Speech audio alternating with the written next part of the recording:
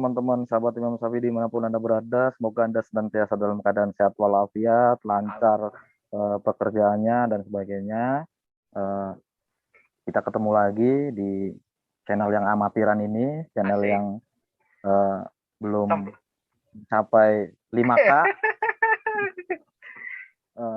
Kali ini saya tertarik untuk melakukan diskusi dengan salah seorang, ya bisa disebut seorang aktivis pelaut lah ya, yang pernah menjadi pengurus sebuah organisasi pelaut, aktif juga berlayar di dalam negeri, punya syarat pengalaman di luar negeri juga, dan cukup unik di konten-kontennya. Ternyata YouTuber juga ya, dan sempat viral di Google ya. Kita sambut Mas Dedi Junaidi, kalau nama aslinya dikenal dengan akun YouTube-nya dan sosial medianya Dedi Somplak, akun yang cukup viral ya.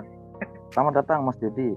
Alhamdulillah ya, terima kasih Mas atas sambutannya. Saya Dedi Somplak ya kan, kalau nama akun Facebooknya atau akun YouTube-nya ya mungkin kawan-kawan juga bisa mampir bisa lihat-lihat lah di situ. Memang ada sedikit edukasi atau hiburan-hiburan di atas kapal, cuma nggak begitu banyak seperti kayak channel Mas Imam ya kan.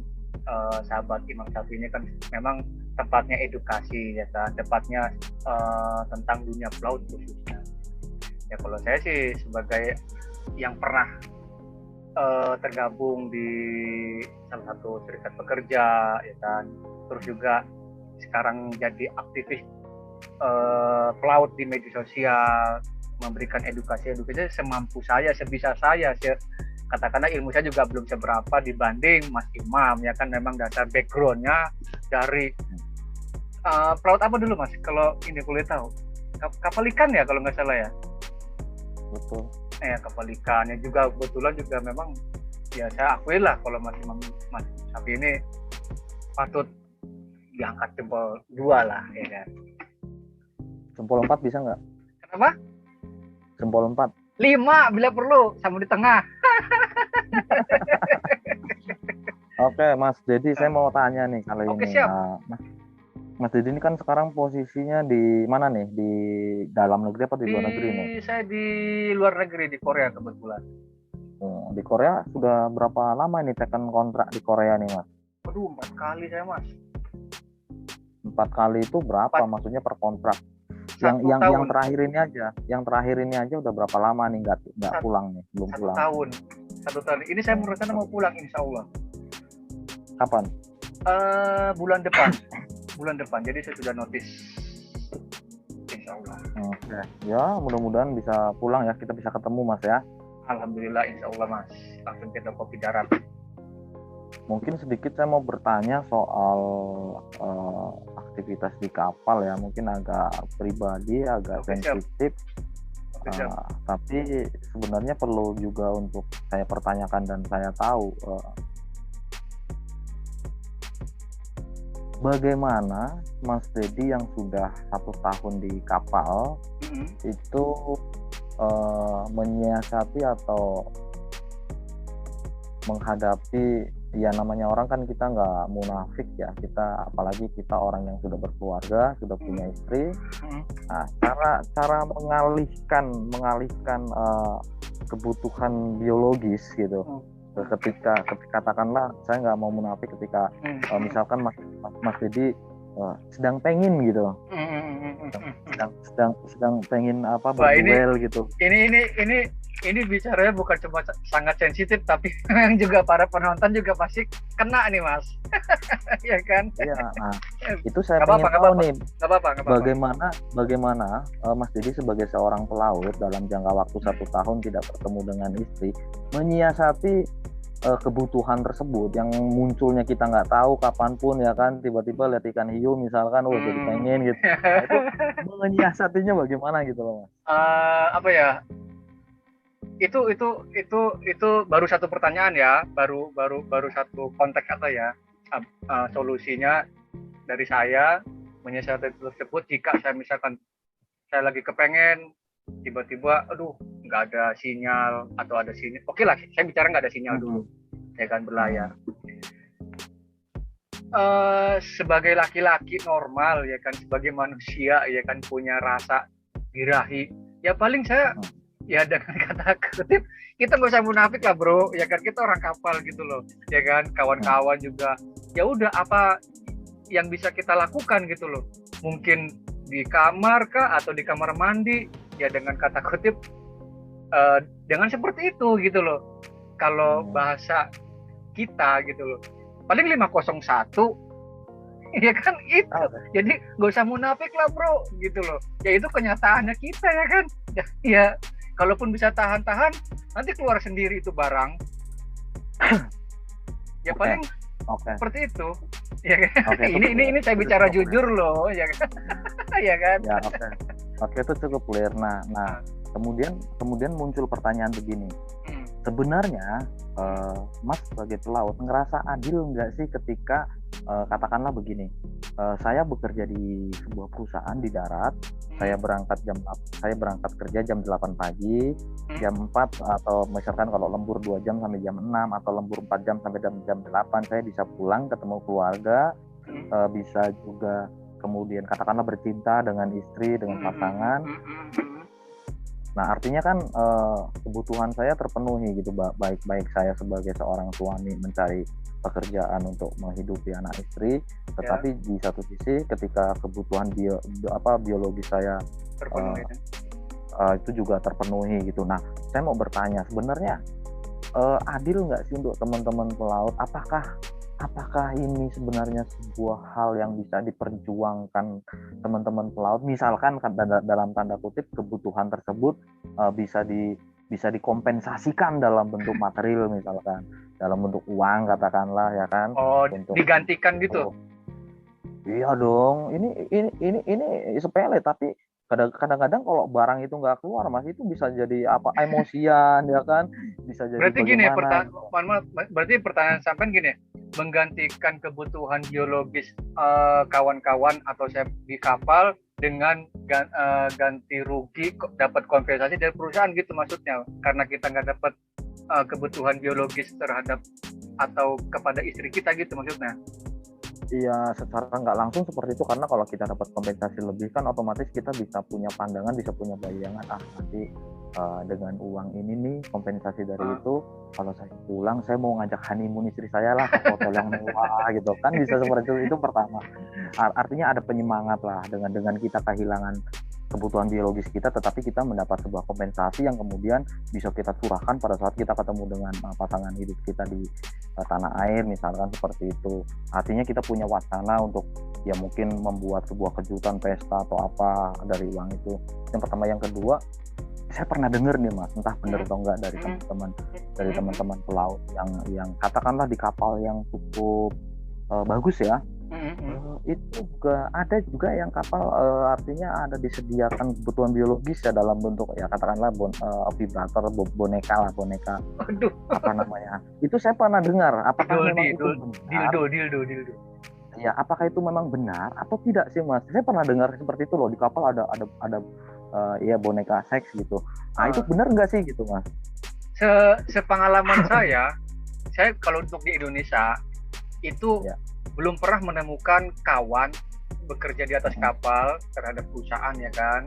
Itu perusahaan tidak pernah memberikan itu, atau kapal juga memang saya belum pernah mendapatkan barang seperti itu. Tapi di kapal ini Mas, ini saya pernah menemukan itu barang. Saya pernah menemukan gitu loh, di luar negeri loh ya, bukan di Indonesia.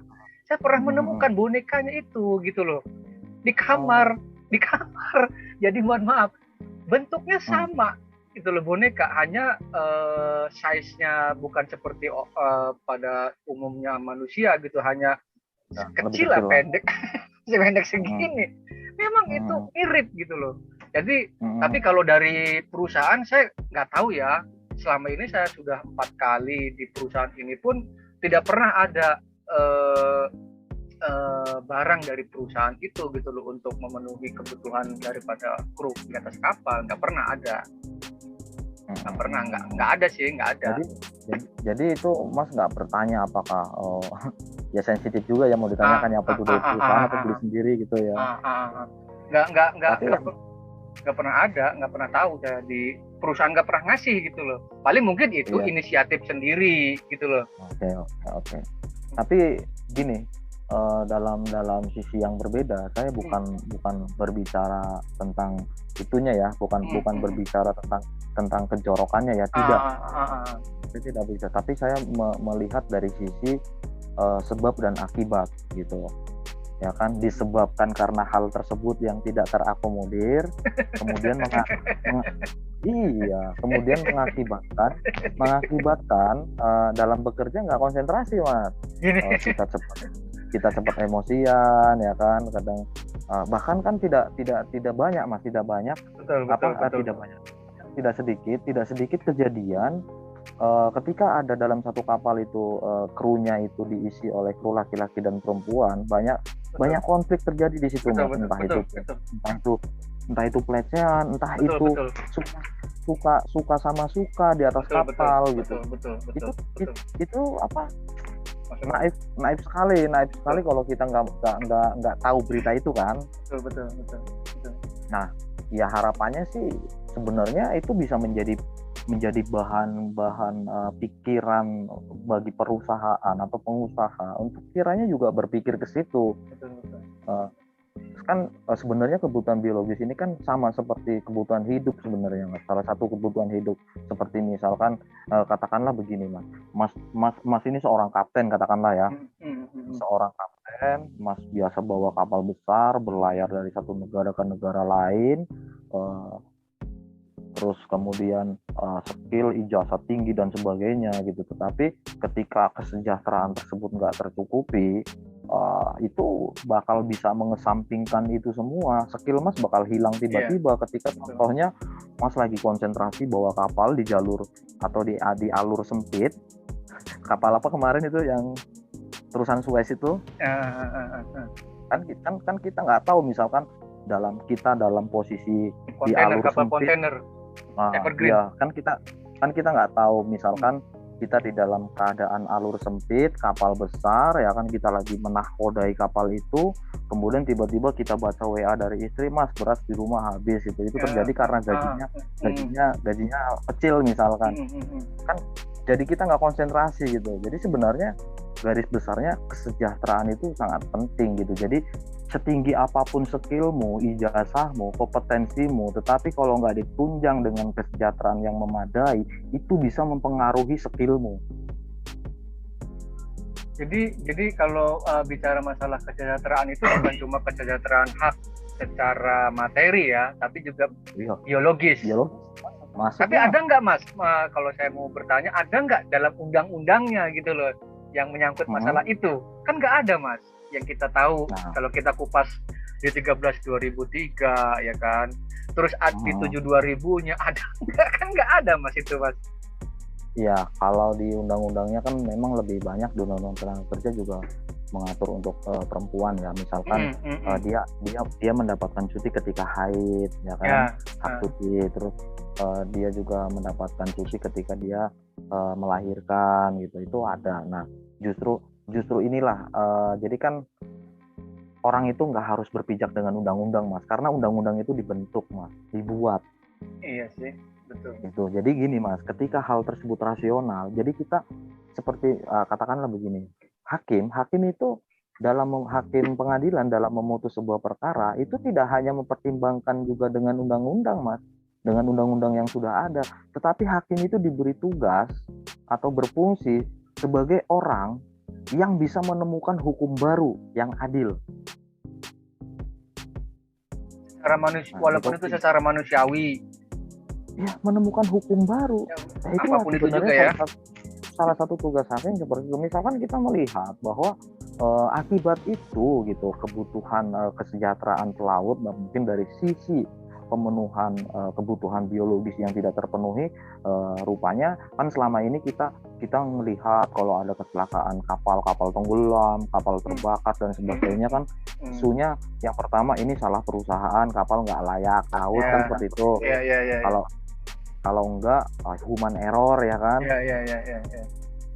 Tapi kan kita nggak berpikir kenapa bisa seperti itu. Apakah karena kaptennya lagi berantem sama istrinya gara-gara di rumah nggak ada beras, akhirnya kemudian dia nggak konsentrasi bawa kapal, kemudian tenggelam, kan kita nggak tahu. Atau misalkan sudah 1 tahun kayak Mas Dedi nggak pernah nyelup, kan kita nggak tahu. Betul. Itu ngaruh dong. Oh iya. Betul.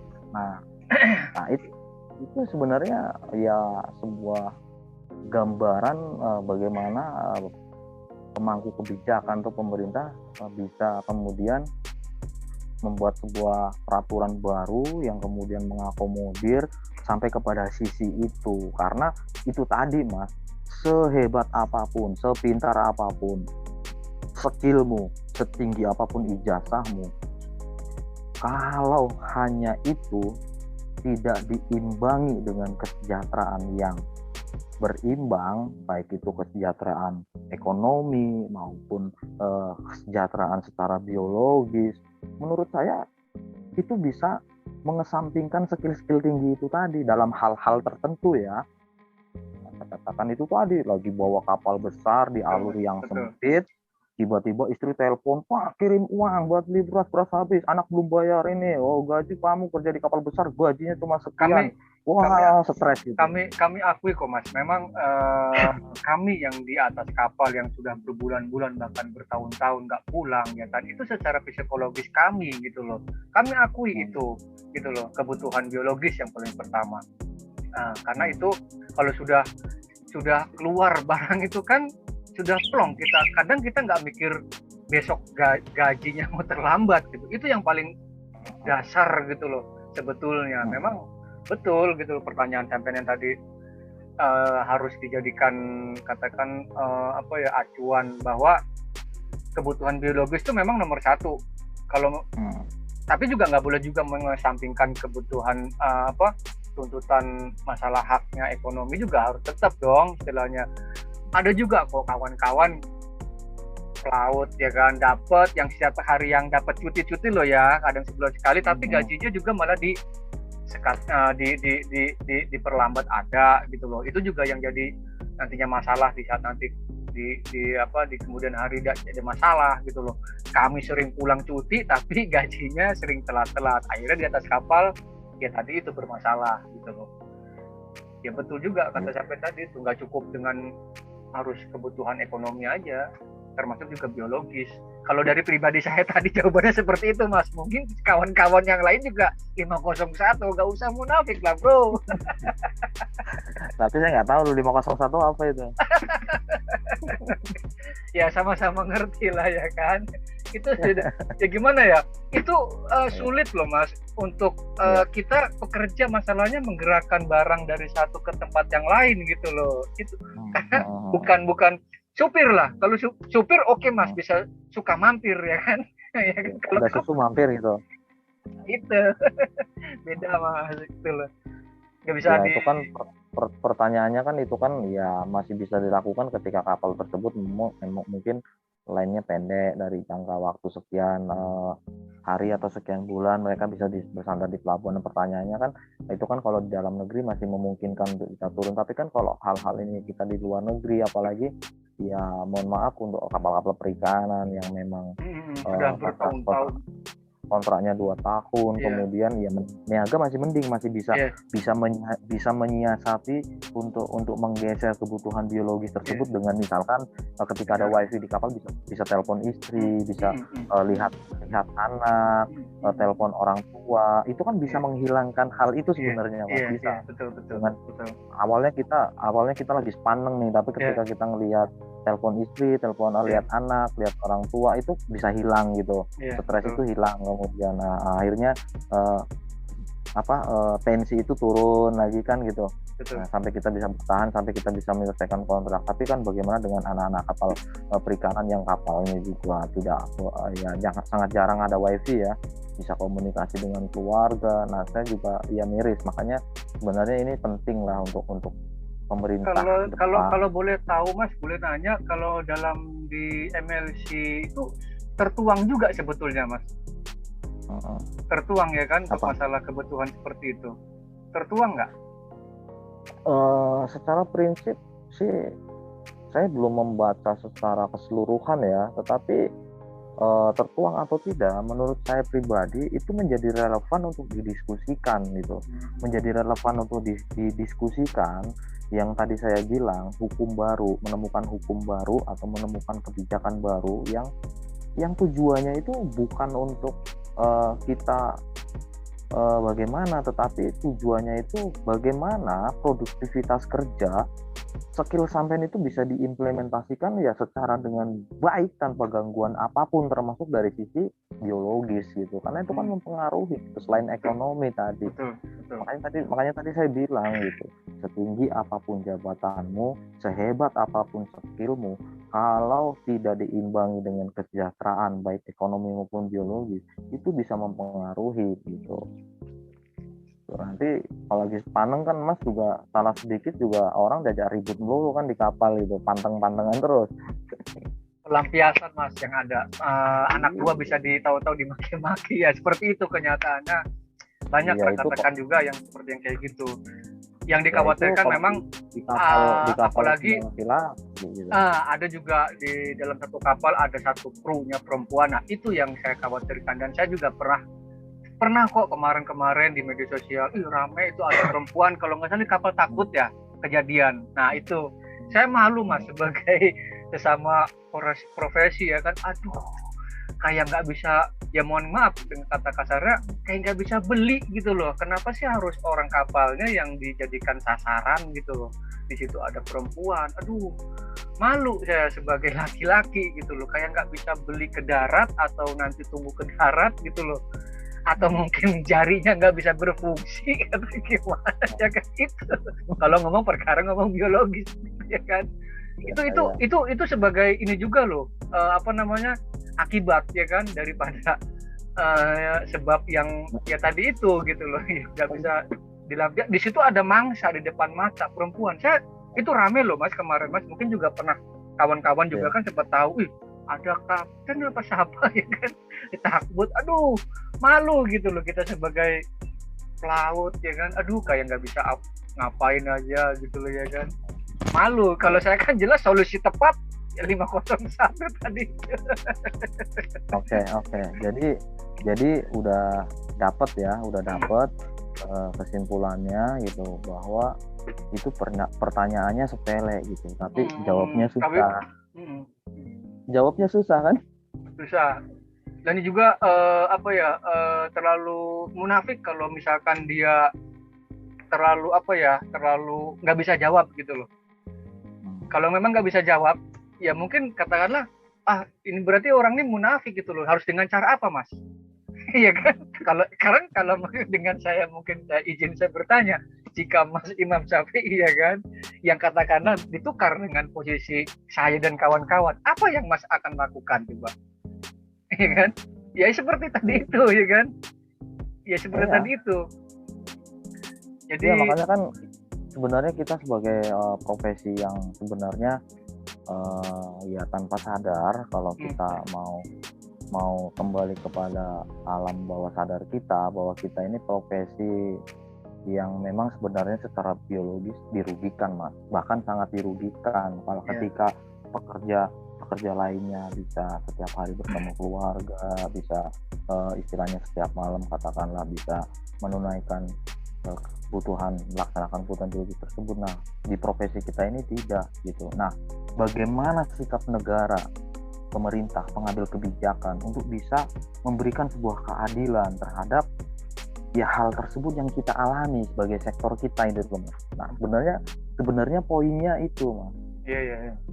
Jadi pertanyaannya pertama tadi itu sudah adilkah atau tidak ya? Kalau menurut saya memang sangat tidak adil sebagai manusiawi gitu loh, yang butuh kebutuhan di luar daripada ekonomi tadi itu sangat tidak adil.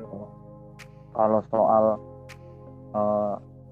implementasinya ya itu sesuai dengan kesepakatan sebagai pengambil kebijakan, meminta pendapat dari asosiasi pengusaha, meminta pendapat dari serikat pelaut, bagusnya diimplementasikan seperti apa, apakah dia dikonversikan dalam bentuk tunjangan, misalkan dalam bentuk uang, atau misalkan di kapal disediakan boneka atau apa ya, pokoknya itu teknis lah, itu teknis. Sebagai ganti ya.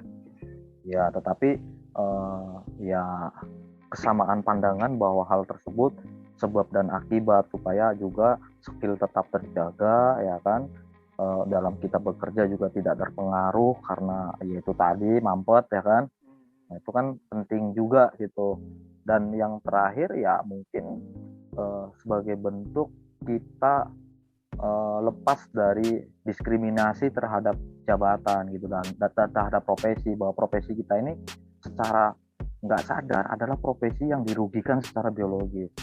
Sadar nggak sadar kita mengalami itu, Mas. Tapi apa yang bisa pemerintah, pembuat kebijakan lakukan untuk bisa mengakomodir atau ya paling tidak mengkompensasikan itulah terhadap profesi kita yang ya dari sisi itu kita dirugikan. Dan Mas boleh lihat dari kasus ya, bicara kasus ya. Kalau kita melihat data kasus perceraian di tingkat kabupaten, kota, provinsi, saya nggak ini hanya opini dari saya, tetapi banyak daerah yang laki-lakinya berprofesi sebagai pelaut atau awak kapal itu yang ke luar negeri, itu di daerah kabupaten kota itu tren kasus perceraiannya meningkat gitu. Itu daerah ya? Ya. Itulah imbas daripada ya tadi itu. Nah, itu satu. Yang kedua, kalau bicara dari pengupahan, coba kita teliti dengan sistem upah minimum provinsi kabupaten kota. Coba Mas lihat data katakanlah di situs BP2MI atau Badan Perlindungan Sosial Indonesia, itu kan Mas bisa mendownload data statistik penempatan TKI atau penempatan PMI ya, secara umum loh. Nanti Mas tahu paling banyak itu dari provinsi mana, dari kabupaten kota mana yang berangkat ke luar negeri. Dan setahu saya, berdasarkan investigasi pribadi, itu banyak daerah yang orangnya jadi TKI itu yang upah minimumnya rendah di daerah tersebut. Ya, berarti kan faktor ekonomi, orang bekerja di luar negeri itu untuk mencari kehidupan yang layak, karena upah minimum di daerahnya lebih. Sebagai contoh, paling tinggi itu kalau nggak salah Jawa Barat sampai Jawa Tengah, Timur itu paling banyak yang jadi TKI, karena ya Mas tahu sendiri saat ini Tegal saja UMP-nya baru 1,8, belum sampai 2 juta. Brebes masih 1,8, Pacitan Jawa Timur masih 1,9, masih 2 juta. Nah, daerah-daerah yang UMP-nya kecil, tidak seperti Jakarta, makanya Jakarta kan sedikit Mas yang jadi TKI atau apa, karena UMP-nya kan udah besar 4,2 ya kan. Coba dibandingkan dengan daerah Jawa Tengah, Jawa Barat, Jawa Timur yang UMP-nya kecil, itu banyak di situ orang yang bekerja jadi TKI itu. Artinya kalau negara bisa hadir untuk memberikan keadilan pengupahan gitu, ya saya pikir juga ngapain juga Mas berlayar ke Korea kan gitu.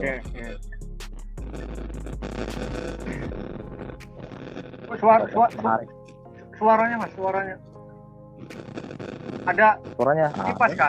Ada kipas atau gimana? Nggak ada, mungkin udah malam, suara jangkrik apa di gunung. Tapi menarik lah. Terima kasih Mas Dedi, ini jawaban yang menurut saya luar biasa ya, walaupun mengatasnamakan jawaban pribadi, tapi saya pikir paling tidak ya saya nggak bisa katakan semua lah, tapi paling tidak 65% ya, ketika saya buat apa namanya ya, buat kuesioner lah, pertanyaan gitu, mungkin jawabannya kurang lebih 65% apa yang katakan. Menarik, tapi ya besarnya saya nggak ngomongin soal kejorokan, tapi Ya, saya coba membuka dari sisi yang berbeda gitu. ya, Barangkali itu ada kaitannya dengan banyaknya kecelakaan kapal, ya, karena sebab dan akibat itu bisa jadi keterkaitan adanya kejadian pelecehan di atas kapal terhadap kru perempuan, juga bisa jadi hal tersebut turut berimbas gitu. Saya ingin membuka dari sisi itu sebenarnya, dari sisi lain itu Mas Dedi. Terima kasih banyak Mas Dedi.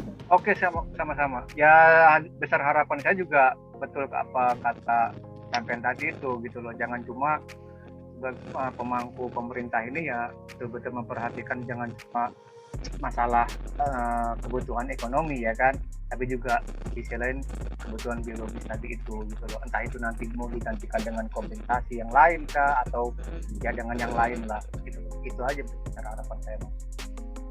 Oke, siap Mas. Jadi nanti ya ke depan kita next untuk membahas hal-hal yang lebih lanjut lagi ya. Kita nggak harus ngebahas hal-hal yang berat gitu, tapi kita juga mengikuti tren-tren yang sedang berkembang di sosial media aja. Misalkan ada isu apa yang memang viral di sosial media yang tidak mendapat respon dari pemerintah, boleh tuh kita kupas itu. Itu Mas Dedi, terima kasih banyak ya. Ya doain lah nanti juga. Jadi ngomong masalah tadi temanya apa ya, kebutuhan tadi itu. Saya kan mau pulang tadi Mas, apa yang saya bilang tadi ya kan, doain aja saya semoga selamatkan itu tujuan. Saya dapat jatah dong, ya kan. Jadi kawan-kawan yang nonton ya biarin aja ya kan. Itu terserah mereka. Mau honeymoon kemana nih ngomong-ngomong itu? Apakah mau sewa penginapan hotel bintang 10 gitu? Lampiasin aja dulu, ya kan? Ya, tapi kalau ke depan ada kompensasi kan bisa kan ngarang-ngarang gitu loh Mas. Insya Allah. Siap. Oke Mas. Nanti jangan lupa dikonversikan ke video terus. Tapi kan kalau besar nggak bisa Mas. Dikirim apa bisa kalau filenya besar? Berarti kan bisa, nanti gimana cara pengiriman? Di cutting. Convert bisa. Oh, dibikin kecil ya? Oke, dibikin convert ya? Bisa. Oke Mas, siap. Next. Oke. Jumpa lagi. Oke Mas, makasih ya. Plus ya. Siap. Ya, oke. Assalamualaikum. Saya lip ya. Siap. Oke ya.